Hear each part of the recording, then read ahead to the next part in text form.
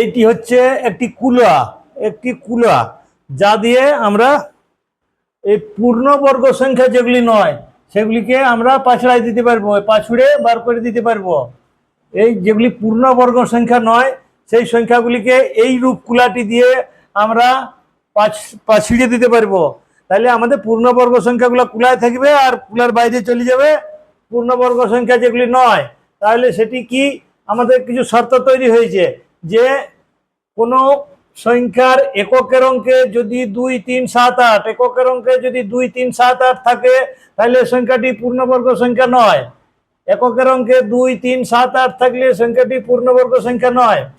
আচ্ছা, এককের অঙ্কে শূন্য আছে, এককের অঙ্কে শূন্য আছে এবং সেই শূন্যটি 3টি আছে, 5টি আছে, মানে বিজোড় সংখ্যক শূন্য যদি থাকে এবং এককের ঘর সমেত টানা 3টি শূন্য, 5টি শূন্য, 7টি শূন্য এইরকম সংখ্যা আমরা যদি পাই, আমরা সাথে সাথে এইটি দেখব আর বলবো সংখ্যাটি পূর্ণবর্গ সংখ্যা নয়। তাহলে শূন্য যদি জোড় সংখ্যক থাকে তাহলে কিন্তু পূর্ণবর্গ সংখ্যা হলে হতেও পারে। আচ্ছা, এককের অঙ্কে যদি 5 থাকে তাহলে দশকের অঙ্কে 2 যদি না থাকে, এককের অঙ্কে যদি 5 থাকে, দশকের অঙ্কে যদি 2 না থাকে তাহলে সংখ্যাটি পূর্ণবর্গ সংখ্যা হবে না। আচ্ছা, এককের অঙ্কে যদি 6 থাকে, এককের অঙ্কে যদি 6 থাকে, দশকের অঙ্কে জোড় সংখ্যা থাকলে সংখ্যাটি পূর্ণবর্গ সংখ্যা হবে না। এককের অঙ্কে 6 থাকে, দশকের অঙ্কে জোড় সংখ্যা থাকলে সংখ্যাটি পূর্ণবর্গ সংখ্যা নয়। আচ্ছা, এককের অঙ্কে 1 অথবা 4 অথবা 9 থাকলে, দশকের অঙ্কে বিজোড় সংখ্যা থাকলে সংখ্যাটি পূর্ণবর্গ সংখ্যা নয়। এটিও খেয়াল রাখতে হবে। 1 অথবা 4 অথবা 9 এককের অঙ্কে যদি থাকে তাহলে দশকের অঙ্কে বিজোড় সংখ্যা থাকলে সংখ্যাটি পূর্ণবর্গ সংখ্যা নয়। আচ্ছা, এরপর হচ্ছে যে আমার এক নম্বর শর্তটি, এই 1 নম্বর শর্তটি আমরা সবসময় 6 নম্বরে দেখব, মানে লাস্টের নম্বরে আমরা পড়ার সময় লাস্টে আমরা দেখব। কেন কি এইটা এই ধারাগুলির সাথে থেকে একটু আলাদা।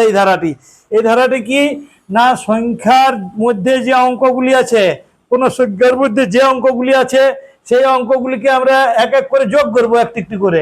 তার মানে সেই যোগফলটি এবারে দেখা গেল যোগফলটি আমাদের 15 এলো, তখন এই 1 যুক্ত 5 আবার করব আমরা, মানে যোগফলের যোগফল করব তখন। তাহলে যোগফলের যোগফল বা তস্য যোগফল বা আরো যদি যোগ করতে হয় সেরকম ভাবে যোগ করে দেখব। যোগ করার পর যদি সংখ্যাগুলির যোগফল 2, 3, 5, 6, 8, 2, 3, 5, 6, 8 সংখ্যার মধ্যে অঙ্কগুলির যোগফল যদি 2, 3, 5, 6, 8 হয়ে যায় তাহলে সেই সংখ্যাটি আমার পূর্ণবর্গ সংখ্যা নয়। তো এইভাবে আমরা এই কুলা দিয়ে পূর্ণবর্গ সংখ্যা নয় সেগুলি আমরা গ্যারান্টি পাছিয়ে দিতে পারবো।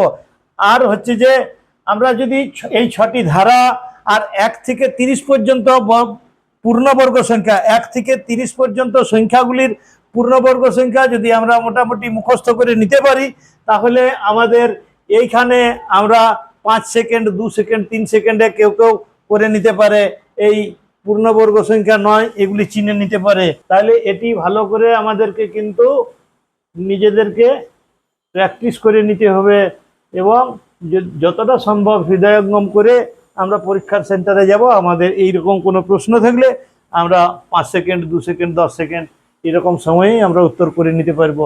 ব্যাস, এটুকুই।